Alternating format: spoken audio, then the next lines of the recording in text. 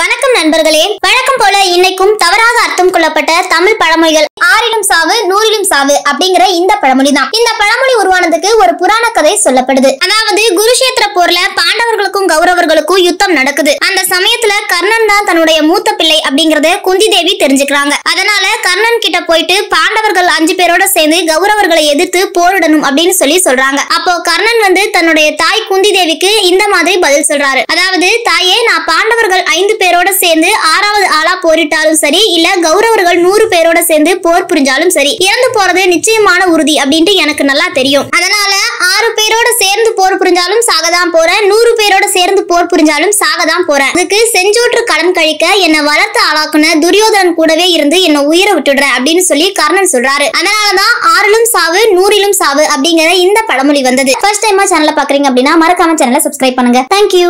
வீட்டுக்கு வீடு வாசப்படி அப்படிங்கிற இந்த பழமொழி தான். பொதுவா இந்த பழமொழிக்கு ஒவ்வொரு வீட்லயும் ஒவ்வொரு பிரச்சனை இருக்கும் அப்படிங்கிற அர்த்தத்தை தான் நாம புரிஞ்சுப்போம். ஆனா இதோடைய அர்த்தம் ரொம்பவே சிம்பிளானது. அதாவது, மேன்மையான வாழ்க்கை ஒருத்தருக்கு அமையணும் அப்படின்னா அந்த வீட்டுக்குள்ள ஆன்மீகம் அப்படிங்கிற ஒரு வாசப்படி இருக்கணும் அப்படிங்கிறது தான் சரியான பொருள். சோ இது தெரியாம ஒவ்வொரு வீட்லயும் ஒவ்வொரு பிரச்சனைன்னு சொல்லி நாம நினைச்சிட்டு இருக்கோம். சோ பிடிச்சிருந்தா மறக்காம சேனலை சப்ஸ்கிரைப் பண்ணுங்க. மறக்காம இந்த வீடியோஸை உங்க ஃப்ரெண்ட்ஸுக்கும் ஷேர் பண்ணுங்க. நன்றி.